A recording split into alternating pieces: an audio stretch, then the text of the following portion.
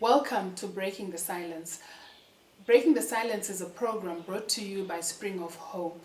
Spring of Hope is an organization that really is passionate about growing communities, building resilience in individuals, families, and communities. And today we are here to talk about how childhood experiences affect people, even to the point when they're at tertiary level, how it informs their behaviors, their perception of the world. Sis Clarissa, how are you? I'm good. Thank you so much. Good to have you here. Yes, thank you. Yes, thank how's been your week? Hectic. The week has been hectic. Okay. But grateful for what we want to discuss today. Yes. Because the truth, if truth be told, every person has had their own childhood experience that they has dragged on throughout life, actually. True. And so I'm looking forward to us discussing, because definitely there's something to take away from there. Okay. You know, when you think about it, the generation maybe before us, or maybe two generations before us, we're coming from hard places. Yeah. What we would consider today as hard places, Yes. right? Things were tough. It was finances were tight. Yeah. It was like you were privileged to be able to take your children to school. True. This is stuff that we Very take, true. like we've for granted. Yeah. And yet, along back, it wasn't like that. Yeah.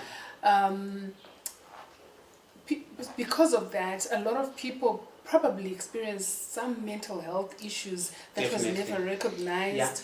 Yeah. Yeah. In my generation, I can tell you, in my generation, like you said, those who were in class, fees paid, it was a privilege.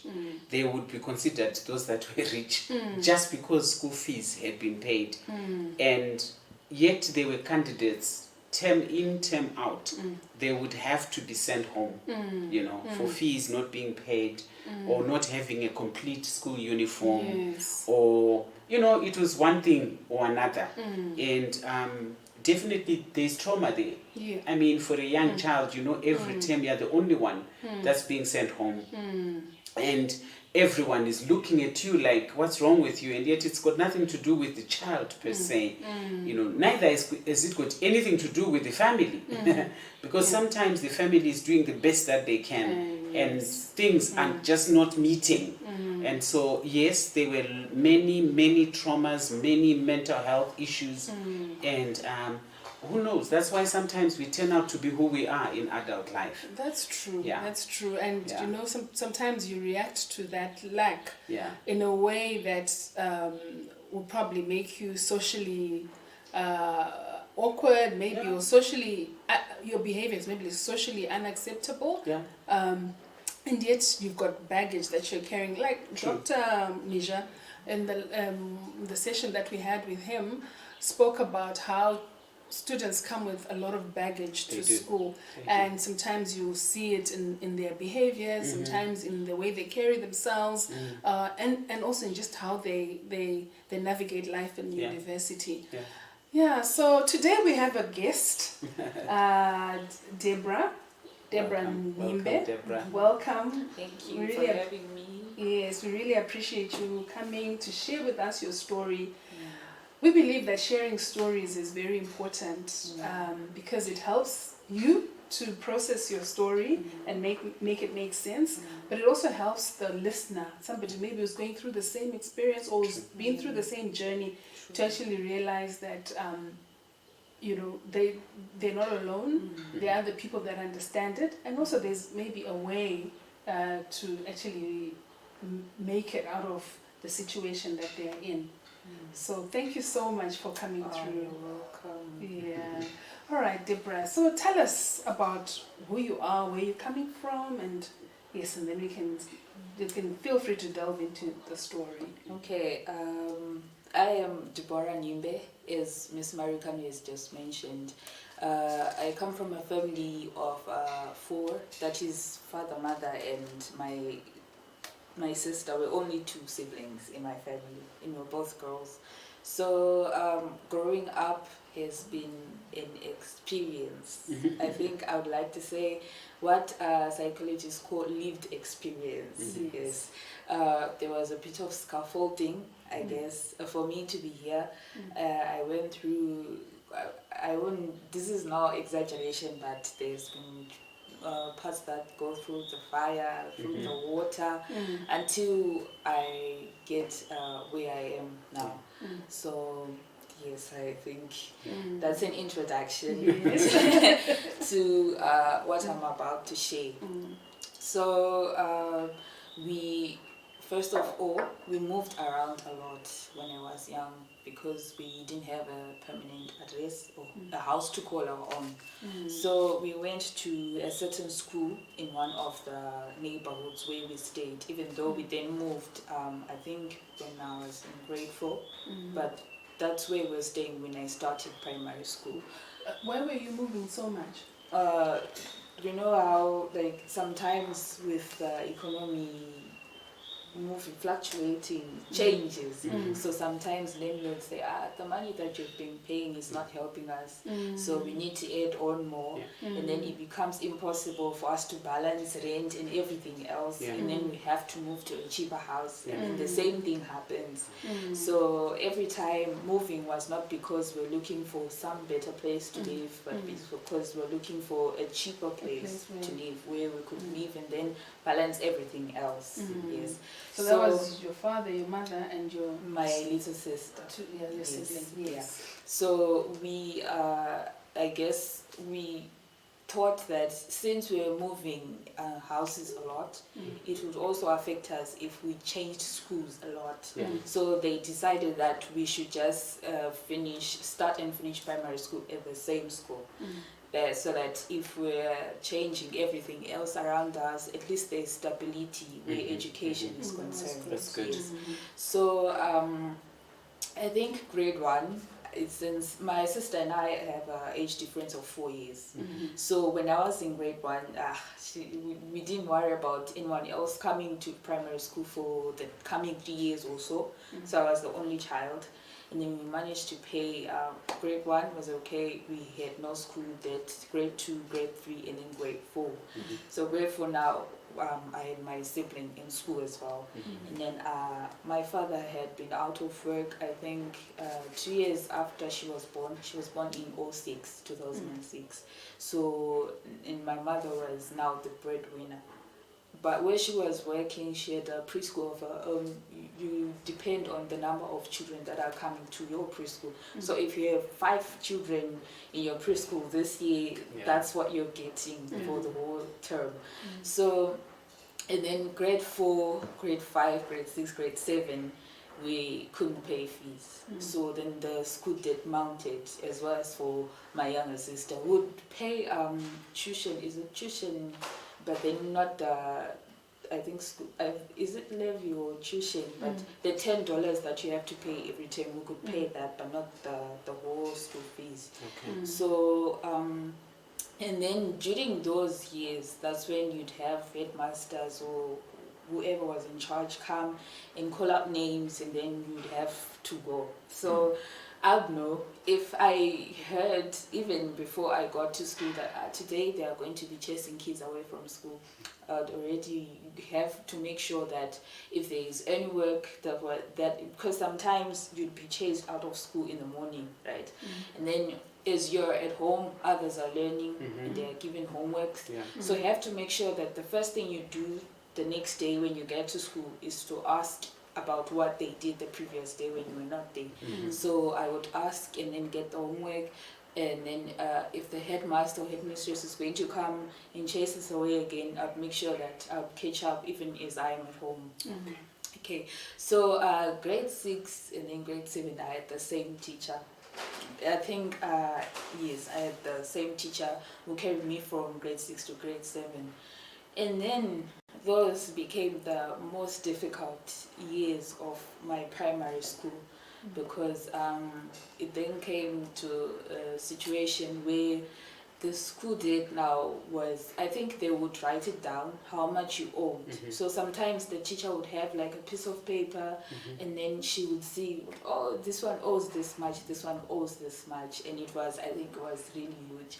So she was now saying that if I didn't pay my fees, I was hindering other kids from getting what they should get from everyone else paying fees. So which means if there was a shortage of textbooks, I was the one who wasn't going to get any textbook. Shortage of papers, if they are printing them at the computer office, I'm not going to get any paper because I didn't pay my fees, so I should not get any paper until I do so. So that alone was one of the biggest and hardest moments of my life, because I really loved school. I love reading.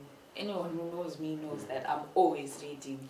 So I had to watch other kids get textbooks, and maybe sometimes I would get a torn textbook with like half the pages missing. I remember one of the days when I got a torn textbook, I went home and I cried.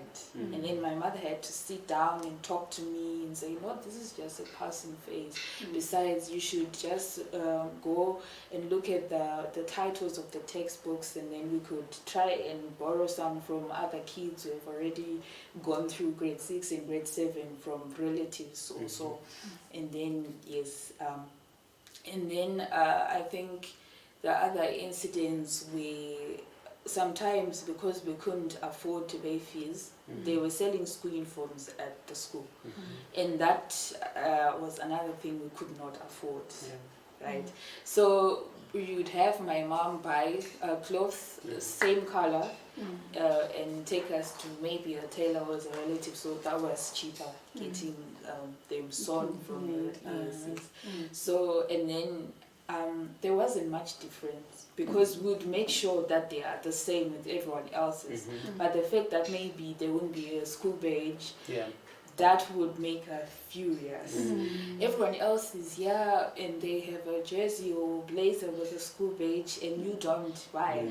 I remember I used to say to my mom, whenever I have pocket money, Mom, is this not enough so I can go and get a school badge somewhere? I don't know. How much is it? Can I not do it myself? I remember my sister, when she was now in grade 6 herself, she actually did that. She bought a hole. She cut a hole on a blazer, and then I don't know what she did, so she just would have that badge on. I think sometimes we take for granted the little things that could set us apart from other students when we have them, right? If you're going around with a blazer that has got a school badge, or a bag that it belongs to the school, that is in uniform with everyone else, you don't feel it. You don't feel like you're an outsider. But then come to school with a blazer that has no badge, or that's a little maybe different. too light shades. The shade is too light, Shades or lighter. yes, and then so. And then we couldn't, so it was the uniforms, including the sport kit. So this other time I had to stand, she made me stand in front of the class, and then what people call being dressed down. So it was from the shorts. Those shorts don't belong to the school. Why do you wear them? It was as if I was undermining the authority of the school, but I had no other option. I had to use what I had. And then that again, I remember I was very athletic. Well, it has changed now, but in primary school I was athletic. So because of being dressed down, it took about, 20 minutes standing in front of the class. It was like a punishment. So, and then when I went to the grounds, I had to explain to my coach, this and this was happening. And the coach could not understand, because all he wants is someone who is going to run and become number one for the school. The uniform and everything else doesn't matter, as long as we are going and representing the school. So, that again, it caused a little bit of there wasn't really animosity between teachers, but they would clash. Okay. Sometimes you would come and fetch me because I became now hesitant in asking to take my leave and go, because while others were still learning after lunch, we would have to excuse ourselves and go train. Okay. So it would seem as if I'm running away from my studies and Okay. stuff, but that wasn't the case. Yes. So, and that too. So, and then came the issue of prefects. That was one of the things I feel life took away from me, but I really wanted, because grade 6, grade 7 was when they would choose prefects. I went for the first interview. She was on the panel of teachers who would choose prefects. And then the moment I saw her, I just had this, Yeah. you know, that feeling. I was like, that's a strike against me. Yeah. And then I didn't make it. Of course I cried, but then I picked myself up and went on ahead. And then I tried again grade 7. I thought maybe since, you know, my grades are good, that would be like a mark for me, working for me. But then that wasn't the case as well, so I didn't make it. And then that was fine. So then I think because I was having a hard time in school. Oh yes, and I remember I was staying in Good Hope. I don't know if you know that is so far away from where we were learning. Okay. So we would travel from Good Hope to town and then get another mode of transport to school. So sometimes if you get in town late, you can't find transport in time, and then you're late to school. Woof, those were the hardest times. And I would be sitting there in front, the first seat in Nokomi, making sure that I have to be able to see the time on the radio there. And I'm trying to work out, okay, what excuse am I going to use today? Sometimes I had to lie and say, you know what, the combi broke down, you know, and all sorts of stories. And that wasn't even the case, but we stayed so far away.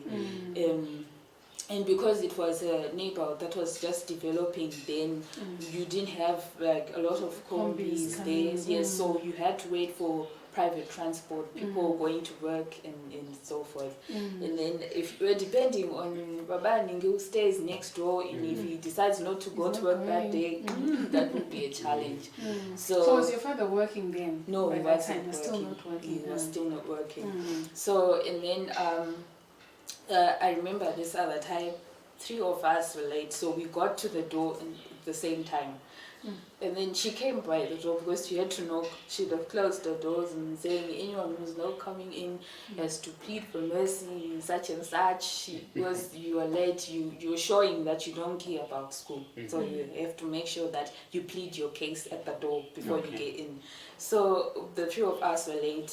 She came and she opened the door. So the 3 of us, the other 2 got a free pass, they got in. And then I had to stand there. So it was 2 doors, like 2 classes sharing the same entrance, sort of. And then the teacher from the next door had to open, and she was like, what's the commotion, what's going on? Because she was shouting now. And then she was like, no, this child is showing that she doesn't care about school. She's always late. But I think that would have been maybe the second time that whole week, or the first, because I was trying now really hard, putting pressure on my mother, making sure that she gets us to school in time. So, and then I got in, but then I had to stay for detention afterwards. So I was the only one in class. Maybe I would be making sure there's order where the books stay and everything else, and that was fine. And then sometimes you'd get some sort of punishment that you'd say, no, but then this punishment doesn't match what I did. Sometimes you'd have like 2 sentences for corrections, and then you didn't write, and then you get like 30 lashes in your hands. You have to sit down and write, but you can't hold your pen. And she was like, no, that was the first and last time I'm going to bet someone for corrections. I'm never going to do it again. Like, okay. At that point, I was taking in all of this.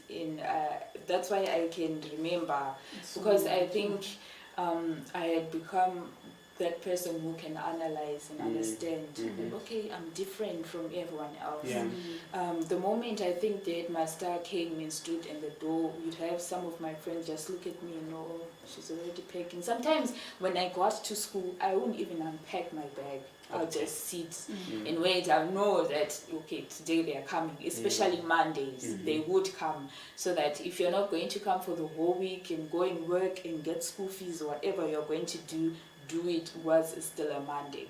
So, yes. And then other instances, I think, that's what happened. So, and then it came to a point where I was afraid of going to school. Wow. I would get literal jitters. I'd be so anxious, stomach aches when I was, especially when I was late for school. Oof, that was one horrible moment. A feeling, yes. And then my sister was so younger then, she didn't understand a lot. So we were traveling, the two of us. I became the mother to my younger sister. We were traveling, the two of us, sometimes from Good Hope to school on our own. And then I would try I would get her to her class first and then go myself. And then when you're walking around school and you can see that everyone else is in class. You're the only one who's still walking around because you're late. Ooh, those moments. And so I think my mother sort of figured that because this is what's going on at school, because I would tell her, this is what's going on at school, maybe I'm not concentrating as I should if my fees was paid.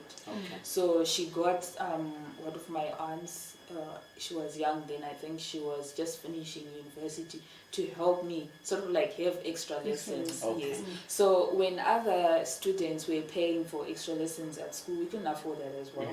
I would go back home and then she would teach me mathematics, whatever else I needed help with. So I think right at this moment I'm grateful, because if it wasn't for those extra lessons, I wouldn't have performed as well as I did in class. Yes. So, and then I started picking up I wasn't a dull student. I can tell you. I wasn't. Can tell you that. Grade 1 to grade 4, I always had to go and collect a prize, right, for performing in school. And then grade 6, I dropped because now she was my place because of what was going on. And then grade 7, when I started getting these extra lessons, I picked up again. Well done. So I remember this other time, because on closing day, I think we would not get reports, especially the ones that are for third term and second term. But first term, since we didn't sit for literal tests, it would just be a compilation of class tests and whatever other assessments during the term. So we would get our reports. That was fine. So I remember this other time, she was holding my report and she called her. She was like, guys, everyone else was afraid of Keisha. Could you please stand? Keisha was one of my classmates and she was intelligent. She would score 100% in mathematics and everything else. And then I stood up. So when I stood near her desk. So we would explain that, we're always talking about Keisha every day and saying she's intelligent. And so I don't remember quite what she was trying to explain. But then I remember I took a look at my report and I saw, I was number 2. Like, okay, all done. But that's all I saw, because you couldn't go home with your report if you hadn't paid fees. So she had to set it aside, but then I already knew that I'd done well. Yes. So then I think it was during the second term of my grade 7, we sort of got a scholarship, my sister and I. So the debt that we had was paid. My sister was in, I think, grade 3 or grade 4 then, and everything, the debt that she owed and the fees for the coming terms, everything up until she was grade 7 was paid as well. So I think you would have expected that since we don't have this baggage, she's not going to talk about it anymore. It's been cleared, you know. But then it continued on. She talked about how we certainly got our fees paid by, I don't know, she would call them varungu. We got our fees paid by varungu and stuff. Sort of like we know that you didn't pay these fees on your own. We obviously got help from whoever else helped you. And so, yes. And then I passed, and then I moved away from primary school. I think my primary certificate is still there. I'm still yet to go and collect it. I was so nervous. I was like, my God, what if I go and then run across it? It's not something I would like to do ever again. I remember when I went to collect my results, and my other classmates were saying, oh, you have to collect them from so our teacher. Like, isn't there any other way I can collect them? Because she became someone I was so afraid of. So before we moved to high school, the way the teacher was treating you, what would you consider that as being bullied by the teacher? Yes, I would. I think before I knew that there's something called teacher bullying, I wouldn't have considered that it is bullying. But now that I know that, oh, you can actually get bullied as a student by a teacher, the possibility is there, and then I connected the dots. Now that I think some people would not know, but I'm a psychology student.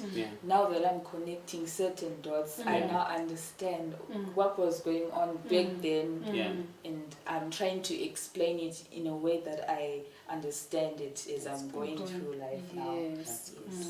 And so that the teacher bullying, how did it have any effect on your relationship with other students?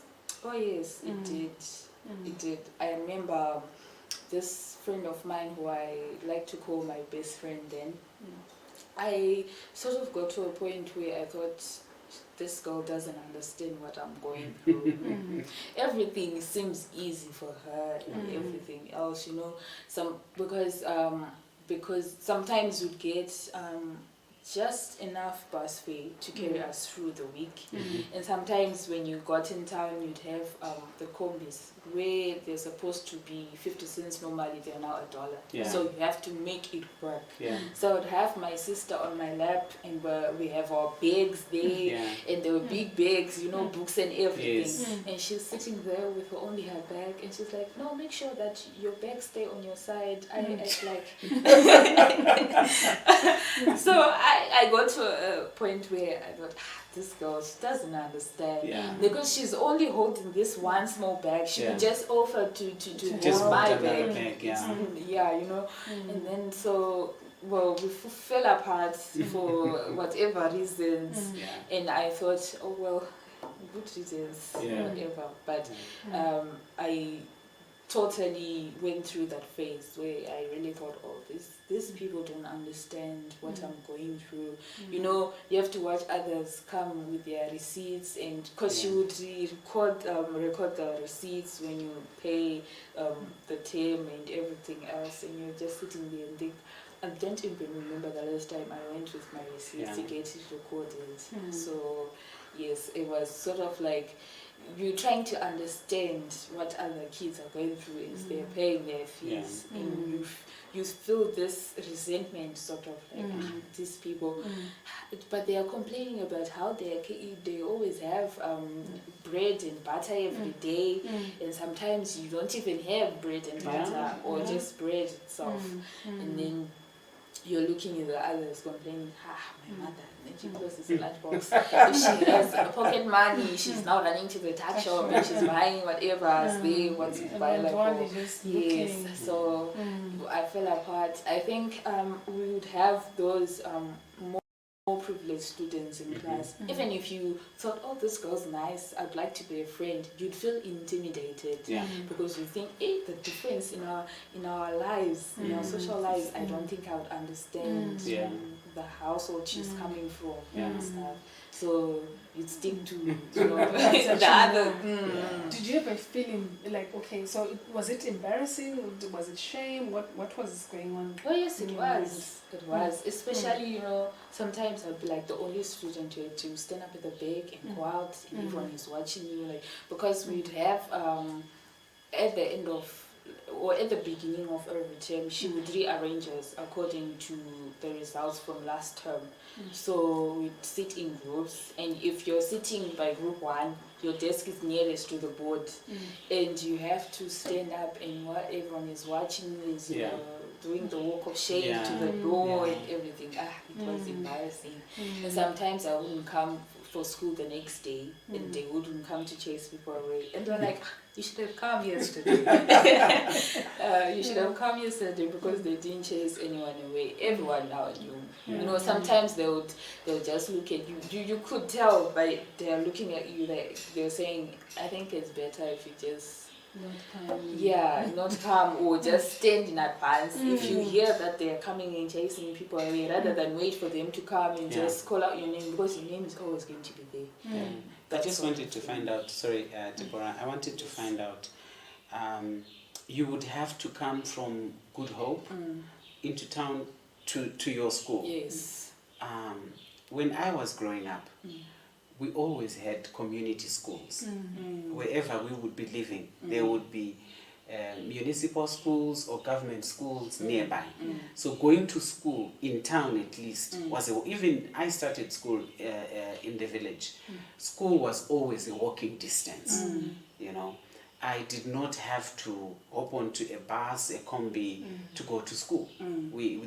Do you think that going forward as communities, you know, Mrs. Marcano said, one of our passion is to see development in our communities.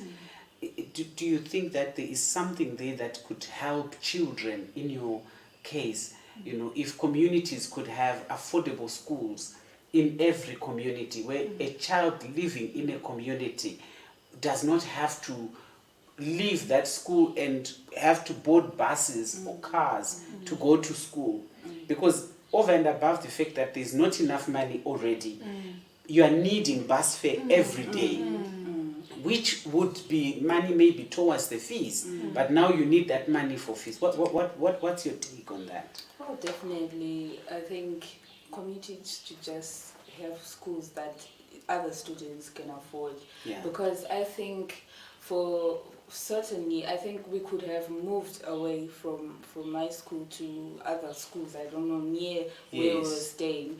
But then my mother thought, oh, we're already owing something. Can we just remove you from this school without paying the school debt first? Or I don't know. And maybe she thought that it would make no difference because we're still not getting any income. Even if we move you to another school, we're not going to be able to pay anything. But I think affordable schools are what should be one of the number one demands. What should be met, the needs that should be met in communities. I figured I had people ask, would you rather send your child to a private school or mission school? And people are just saying, send your child where you can afford to send them. But sometimes you figure out that in the way of school fees, people don't really consider sometimes that you should have affordable fees for every child, because what we need is to have every child going to school, right? We don't want the you know, I don't know, prestige that comes with I'm sending my child to this school. We just want every child to be able to go to school, because that's what's important. It's actually, Deborah, as you're speaking, it's actually one of the basic human right, according to the United Nations conventions. You know, that every child up to the age of 16, they must go to school. They have the government, the authorities have to ensure that children up to the age of 16 attend school. You know, if a family chooses not to, it's in violation of human rights. You know what you said, you spoke about a well-wisher who gave you sponsorship, wasn't what hit me there was it made such a difference in you and your sister's lives that I think as communities we need to open our eyes to see need. I think imagine you're a girl with so much potential. You're an intelligent girl. You were becoming number 2 under circumstances that were so difficult. Another child in a similar situation would probably start acting out. But you stayed grounded and you continued. And if there was no one who had come to rescue you, who knows what you would have turned out to be, you know. So I believe that as communities, we should feel obligated really to try and serve other people in our communities. That's true. Otherwise, we lose out on so much potential. Maybe Deborah is our next president of Zimbabwe. Yes, go Deborah. Yeah, and yet if she had not gone through school, we would never have known that. Yeah. So how did it affect you mentally? This whole the teacher bullying, which is really a big deal. Yeah. I mean, you have some children that look vulnerable because they're not as chatty or as outgoing or as just with the lovable temperament. So they get picked on by teachers and they get excluded. Then you have children who are coming from disadvantaged communities and families who are mingling with children that are more advantaged. So obviously the teachers will like the advantaged students to, this is something that I don't think we realize, that it's actually trauma to children. It's traumatic, and this bullying can actually result in personality disorders in children. You have children that are coming, from what you tell me, I don't know, maybe you also want to explain what your home base was like. You can have a child that's coming from a loving family, but they go and spend, how many hours do we spend in school? 8 hours of the day, 8 hours. and probably just spend 2-3 hours with their family, their loving family. So the teachers are actually having more influence on children, and so you end up with children with borderline personality disorders, like children that have been through so much trauma, and they're not able to socialize normally, they're not able to self-regulate, to regulate their emotions, simply because there's a teacher who saw a vulnerable child, and instead of loving on them and really working for them to become the best that they can be, they've broken that child to the point that that child's future is really undermined. And also, just to follow up on what you've just said, if the communities develop schools which are, originated by the authorities, municipalities, rural councils or government, it's the prerogative of the authority to ensure that there are books for the children, that there are whatever amenities that are necessary for a child to learn, it's available to you. But because these are now private institutions, even the teacher knows that my salary holds on this child's school fees, and if this child doesn't give me school fees, you are holding away my salary as well. And so I will not suffer in terms of my salary, but you will suffer for whatever else. So I'm just thinking it's such a misnomer for us to carry on, because I grew up with the only private schools that existed were these AS schools that were private, but they were institutions, big institutions. In communities, in high density areas, they were community schools. And government schools. And government schools. Yeah. But was your school a private school? No, it was a government It school. was a government school. It was a government Yes. school. It was a government school. And this is a teacher who's on government salary. Yes. So it's about teacher attitude. Yes. Right? It's about More teacher than attitude. anything. Yes. And you'll find that if we were to trace, that teacher was probably picking a child in every stream class that they would victimize. Yeah. Yes, that's true, because my sister went through the same thing. But then I couldn't connect the dots then, because she didn't have any debt now. Whereas compared to myself, I went through that while we had not yet paid. Yes. But then when she was now in grade 6, grade 7, we already paid. But I guess she just had to peak on someone who's already vulnerable. Yes. Even when you know that you've already cleared that debt, you feel as if you haven't, because she keeps on doing the same thing. So you were just a weak link or a target for her. Yeah. So how did this affect you emotionally, socially? I think that was my first real face-to-face conversation with hopelessness.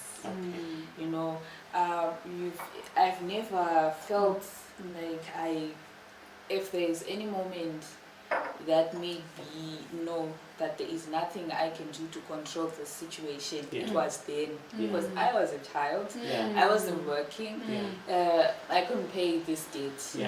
Then I remember then sometimes I would just sit and think, oh, isn't there anywhere I can just work and get something and pay this debt? 13-year-old child. Yes. So then I thought, but then what can I do? And sometimes I thought, oh, my parents are not really trying to do anything. They're not really trying. I think they should be trying. But then as I grew older and I came to understand how things work, and then I got to understand that there are some times when we get really stuck and there is no way forward or backwards. So yes, and also I think, like I said, that if I hadn't got any help with extra lessons, I would have performed really bad in school. I got to a point where I don't know if I can call it antisocial, where I was a bright student. I would really participate in class. I really loved participating, have that conversation with other students and argue and so forth. But because of that, I would hesitate raising my hand to say something. I think, okay, what if she starts again? What if I say something wrong and the answer is wrong, and then she's like, that's why you're not paying your fees. You say you're not even intelligent enough. That sort of thing. And then I remember the depression. I think back then I would call that sadness, but then it was always there. That sadness it always stayed with me. You know, sometimes you get kids who are really excited to go to school after the weekend, and I'm thinking, man, couldn't this weekend just have been longer? I don't know. And the holidays, I really looked forward to those because I would be home doing whatever, if I'm studying or what else, as long as I'm not in that school environment. Yes. And then, so the depression. I remember this other time I went to my dad and I was trying to explain, because I think I'd read it somewhere that, you know, depression is this and that in a novel. So I went and I tried to explain. I was like, I'm feeling really depressed. You know, some parents, I won't dodge this, but some parents cannot deal with depression. I think that is a foreign subject to them. They don't know how to help you. So he didn't even know how to help me. He was like, go and play, go do something. I remember the brush off then. It was a really harsh one because I think he was also going through some things, and then I'm coming and I'm trying to pile that up. I was like, girl, move away. So I think that... I also think that, you know, with depression, a lot of parents, now it's getting better because it's now almost become a buzzword, right? But it's more like it's an English disease. You know, or something. So that was what was going on. I remember in school, even when like everyone else is, I think. And then I tried to avoid making her angry in whatever way. If it's homework, even if I didn't do homework the previous day as I should have done, I'd make sure that the moment I get to school, whether I'm copying or I'm writing on my own, I make sure that I'm handing in my book the same moment others are handing in their books. Because I felt that if I gave her opportunity for her to punish me, corporal punishment, I felt that it would get out of hand. Because I have too many strikes against, you know. So I had to make sure that I avoid that. So I sort of like enveloped myself in. I was antisocial, so I tried not to, like I said, I started avoiding making friends that cannot resonate with what I'm going through. Yes, in that.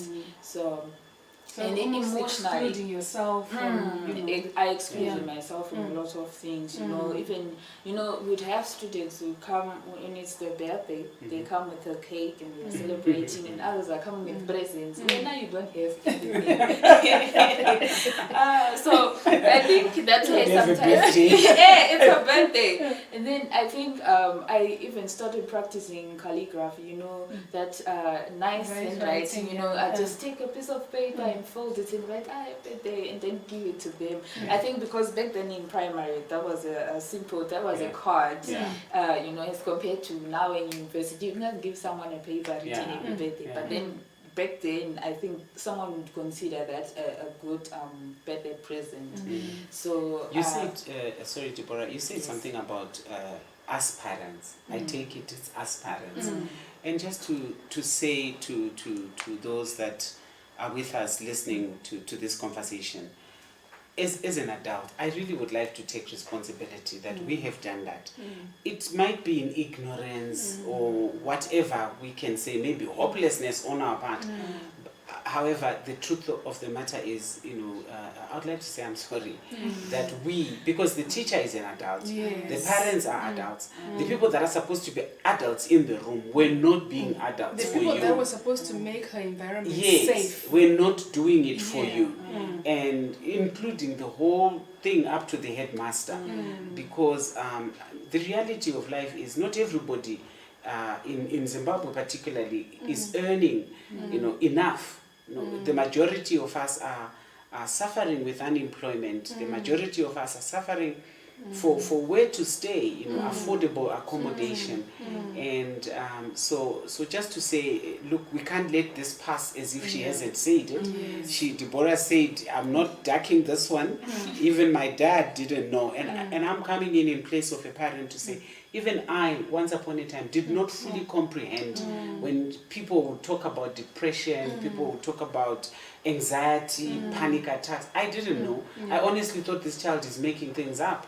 So this is why we are breaking the silence. Let's raise awareness. These things are real. It's traumatic to a child, and we there's hope for everyone. You know, it can be addressed, and communities can be helped. But thank you so much for raising that up. That is so true, Sis Clarissa. I also feel that as parents, you know, when your child is going through something similar to what Deborah went through, it's also our responsibility to stand up for our children. Yes. Yes, you're trying to go about school fees, but shouldn't have to suffer like that. Like go and address it. Particularly if it's a government school. It's a government school, exactly. You know, Yeah. I feel that as parents, sometimes because of a lack of knowledge of the impact that it's actually happening, you're thinking, you know, it's normal. Even if it's a community where 10 kids have been chased from school. It's 10 kids too much. It's 10 kids that are going through unnecessary emotional turmoil. You know, we need to stand up as parents and say no. You know, if anyone is going to be shouted at, if anyone is going to be threatened for not paying school fees, it's the person who has not paid school fees. It's the person who has not paid school fees, not the little 12-year-old, 11-year-old. That is not okay. And even this thing of families celebrating birthdays at school, where you know that there are other children who will not be able to do that. I honestly think it's something that as a society we have to discuss. During my time, I always refer to during my time, we didn't do birthdays. You know what I mean? Those that celebrated those that celebrated birthdays, they did it at their homes, not at school. You know?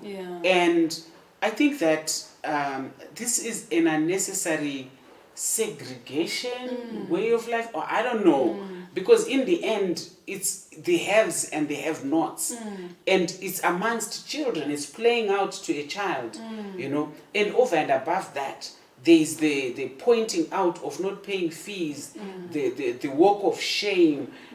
It's all sorts of things that we are allowing to pile up onto this child, and many a times things that, like she said, beyond her control, you know.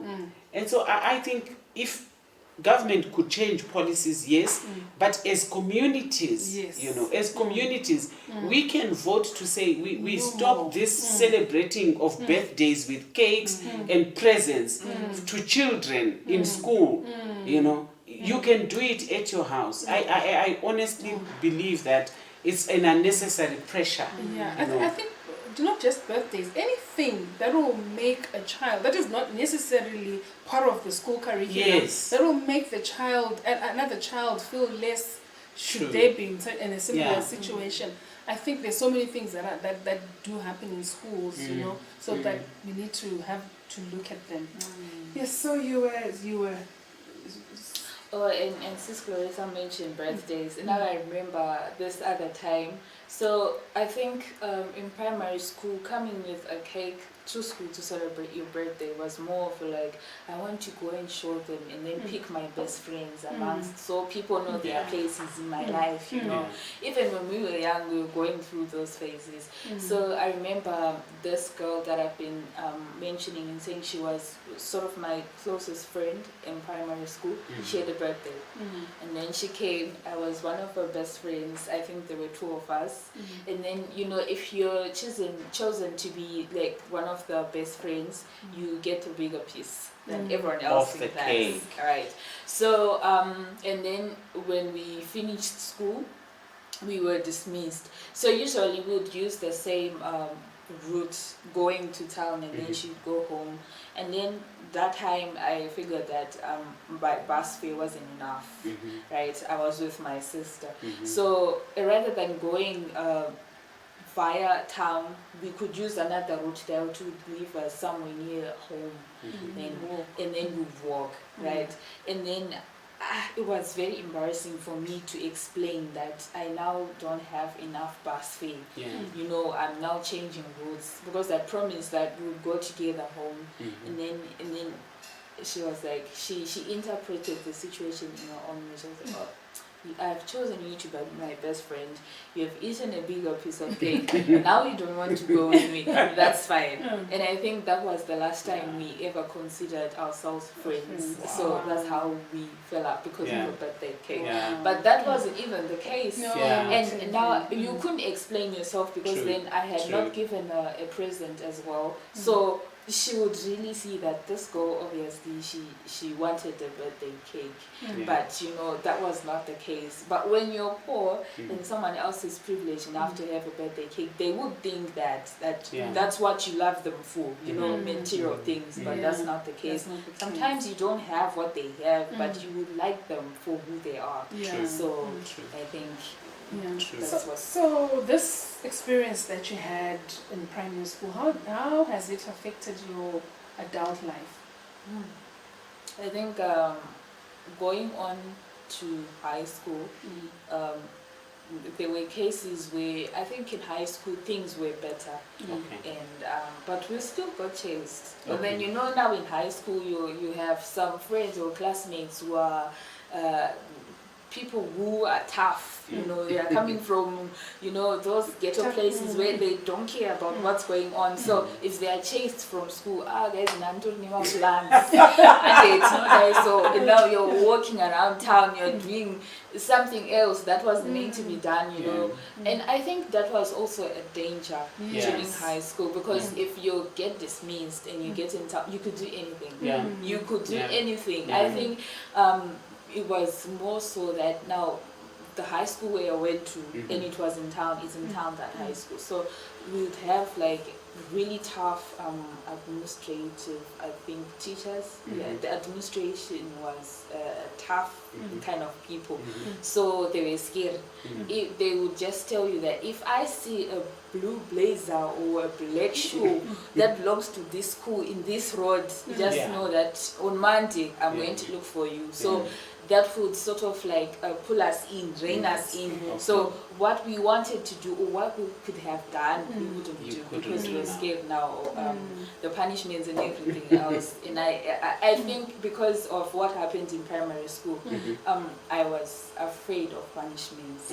I was. But on that note, Deborah, I find it, growing up, I'm sure it was also in your case, we were not allowed to get into town with Oh, school no. uniform. Oh, yeah. If you get into town, you had to have a letter and a reason Yes. why you're getting into town. Yes. But now, Imagine if you're I see being children, chased. children everywhere. Yeah. You In know, uniform. in uniform Mm. and doing the most in town. You know, Yes. it's like what's happening with our schools, high schools, what's going on. Yeah. Yeah. I think that's something they did not consider. Mm. Maybe they will just escort us to the gate, you know. I want to make sure that everyone is going where they should be going. But then it would just be escorting us to the gate. And then if we go out, we're going wherever True. we're going. So we would have, you know, some kids go. I was, like I said, I was so afraid of punishment. That reined me in. I feel like there is a lot I could have done that I never did because I was afraid of, you know, discipline. Discipline in itself, the basic discipline is okay because every child should be disciplined. But you never know what drives that discipline, you know, like what happened in primary school. That was not discipline, that was punishment. Yes. Yes. So, like, so we would have, like I said, we would be chased again in high school. It was like reliving that nightmare. You know, I never loved having to stand and then others staying and learning while I'm walking around and going back home. And it was so embarrassing because you'd have to explain. People are asking, sometimes I'd lie and say, but that was not even the case. School fees, you know. And sometimes if I told the truth, you know, you'd have parents be angry, you know, on our behalf and say, but then it doesn't matter, you know, they should just leave you learn and then maybe hold your results or something while we look for the money and then pay the debt. But yes, that was my adult life. And then I think I almost relived the same thing when I was doing now my A level, but then it was just for a short period of time. I think my teacher in high school was coming from a more motherly concern background rather than the one in primary school. But I couldn't process it as two different scenarios, two different situations. To you, it was the same thing. Because I was now telling myself, because she offered to go with me to the headmistress or to the deputy, so that I could talk to them and then call my parents and then would maybe make sort of like a payment plan, whatever, so that I could be able to pay however I could. So then I was thinking, but it's no big deal. She could just leave me and then talk to my parents, start involving me in this. But then I felt really anxious. Then I thought, okay, maybe what if they say because I can't pay my fees, I have to drop out of school altogether. That was something I could not fathom at all. That would have been painful. So I think the anxiety that comes with not paying fees in time, I still have that. Even now in university, I'm thinking, okay, what if this happens? Because, you know, I've delayed in paying my fees, you know. And now in university, it's easier because if you're late in paying fees, you can go get a letter and then write your exams all the same, even without your ID. But then I remember the first time I had to do that, I was thinking, this... the deputy registrar is certainly not going to give me that letter because what is my excuse? That was before I got a scholarship. That is I was now just about to ask, me. like, was your dad now working? No, he wasn't. So I think the way I passed school in high school is the reason why I got that scholarship. Like I said, I don't know why, because I became driven. At some point I really thought, okay, if I'm going to be disadvantaged enough not to be able to pay school fees, I should play my part and do well in school. Well done. Well done, girl. Well done. So I really did well in high school. I remember I was the one with the highest points in my class. Yay! For my stream. And so this lady, when she heard, she just offered. Of course, she told me to apply, but then she offered to give me that scholarship. So now I'm okay. I'm okay now. So sometimes I keep telling my sister, I think because she's young and she didn't really go through what I went through. She takes some things for advantage, I think. So I'm trying to panel better and tell her, you know, if you do well in school, it will might pave a way for you. You know, you won't have to worry about some things. They would have been taken care of. And I think now she's starting to understand. She can see that some doors are opening for me, you know. And as they open for me, I'm trying to help her as well. She gets, you know, some benefits of association because she's the only sibling that I have. So yes, I think that's what happened in primary school. You can see it reoccurring in adult life. Even sometimes if it's not school fees and you have maybe like a church camp where you need to go and you just want to go and you can't afford to go, you're just thinking, okay, this is it again. I'm going through the same thing again. So I think if some people maybe in the future or whatever see me begin to help other kids that are disadvantaged, I have now come to understand the feelings and the pain and the experiences that come with living that kind of a life. So yes, it's amazing that you in the last bit you highlight even that even at church you would think that it would not happen. It should not happen at church. You know, it should not happen at school. It should not happen at church.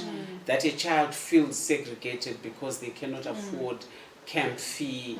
They cannot afford other things. I honestly think that, I don't know whether it's my generation, we have raised bars where bars are not necessary at all in life. We are making life so difficult for ourselves and for our children, you know, and I'm thinking when I was growing up, you know, things were made easy for us. Things not, and I'm not saying this in a bad way. I'm saying life was such that everyone could afford. If you wanted to do it, you were able to do it, you know, and if, for example, my own parents couldn't do it, there was always a way, you know, of finding help, and that with respect. You know, it was not disrespectful for a child to not afford. It was never a matter of disrespect. I remember in the communities, people knew that this family is struggling as a community, you know, and people would rally to. I remember, you know, I went to Highfield High School. I think now it's being called Highfield Number 1. I remember myself and a group of friends putting together our pocket money to pay fees for a fellow friend. And we did that for 2 years. Her family was going through a lot. And I did not come from a family with means. My father was a driver, a bus driver, you know, Zimbabwe United Omnibus, then Zimbabwe Express Motorways. But the fees itself was pegged at a level that as students we could do it, you know, and help each other. You know, as we came together as Scripture Union Club, and we would take whatever a child could give, and we paid for 2 years. I remember that, you know. And all I'm trying to say is, if students could do that, surely bigger people must do that of necessity. You know, where communities have, I mean, I know for food, Zundera Mambo concept, where families are growing, you know, giving some on behalf of for the benefit of the community. This could be extended to school fees, you know, in the communities, that families that can will also have a community bank where money is raised and so that children in our community do not have to struggle, you know, in the way that they are struggling. That's a lot. That's a lot. You have to carry a lot. That's for a lot. Sure. Yeah. So now you're in university. You're doing well, and you've got your scholarship. How do you maintain good mental health? I think because I think I already trained myself when I was going through those things. I think Like, for example, I'd have, if you catch a cold sometimes and it's really painful, you start thinking, no, but only the first 2 days are painful. This is going to pass, you know, it will pass. And I remember, I think some talks that we had with my mother, because she'd pray a lot with us. So she would read uplifting scriptures and then she'd tell us, we're going through these things, but it's all going to pass. So I think that also helped a lot when I read about that. And I think because I thought, when you come across stories like Ghana, Bill Gates, or Ghana, Walt Disney, you know, even as young as you are, and you're thinking, he built this empire starting from a garage or whatever. So maybe you'd have like local stories from people you know who were going through hardships, and then all of a sudden, you know, things got better. And that's what I was looking at, you know, friends. You'd have friends from, like, maybe not from school, but from where you're staying. You know, sometimes you think, okay, this day at school is hard, but when I get home I'm going to be playing. I would have forgotten about all of this. So I think looking ahead sort of helped, and you're thinking, okay, this is only now. Of course I'm going to go through the same thing tomorrow when I come back for school, but this is only now. When I get home, none of this is going to follow me there. I'm going home where there's no judgment, where all of this school debt is just left at school. So yes, I think. Do you come from what kind of home do you come from? I think we are a very prayerful Christian family. So, like, if you go to church, you know, sermons are very uplifting, and you're thinking, oh, okay. I think as a child you start listening more when adults are speaking, because you know you're going through a difficult time with another adult, so you start learning how to listen to adults, because you can't have a berating you and you're not listening. You learn to listen. So when you have someone who's talking about whether it's a testimony or whatever happened to them, the turning point in their life, and you're thinking, okay, maybe that's going to happen to me as well. So we are a close-knit family. I think we have been. There's been a lot that's going on. Like I said, my father's not working and whatever, but my mother had to step in.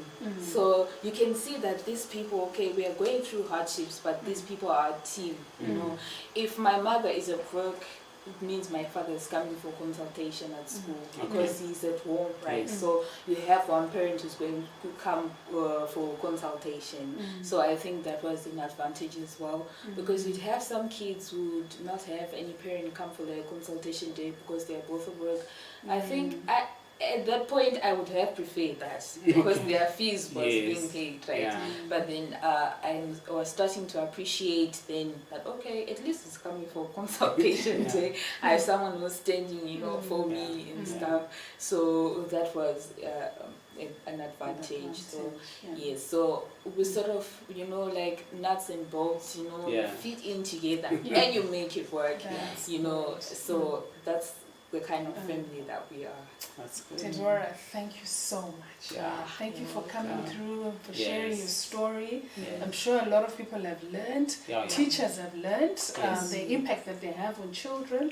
You know, what you talked about, issues of discriminating children based on where they're coming from, giving them tattered books, you know, chasing them from headmasters have learned. You know, I mean, right now in Zimbabwe, so many homes are going through this. So many parents, so many fathers are not working. So many students are going through what you went through.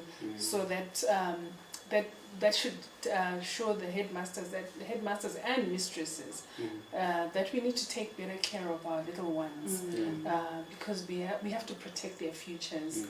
And the students themselves, you know, Deborah went through it. She stayed focused. Yes, she did. And she is who she is. She's a psychology student, doing very well. And she's managed to, you know, to stay on course, and she's going to do great things.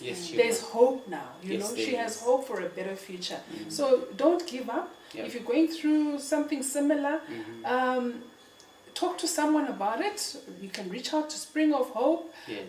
Let's talk, you know, and there's hope and there's help out there. Yes. And to communities, you know, we know each other. We know who's going through the most. Yeah. Even in schools, parents, we know that your children will come to home and they'll tell you what's been going on. Oh, how Deborah was chased out of school. How this teacher was being like this. Let's stand together. Yeah. Ubuntu. Yes. Where has that gone to? Let's, you know, we are because I am because you are. Yeah. Those little ones are going to be because you are impacting their lives. So thank you so much, Deborah. Yeah. There was a lot to learn There's from a lot. there. There's As a a lot. country, we need to do better with our little ones, and hoping that this will go a long way to influencing some discussions that are going to happen in Thank different you. homes. Thank you. Thank you so much. And to all of us who are listening in, we are watching us, we will continue with these conversations because we've just opened this Pandora's box. There's a lot to discuss. There's a lot to learn from. Please continue subscribing to our channel. Continue switching on the notification button so that, you know, when we post these videos, you will be able to join in and enjoy these conversations.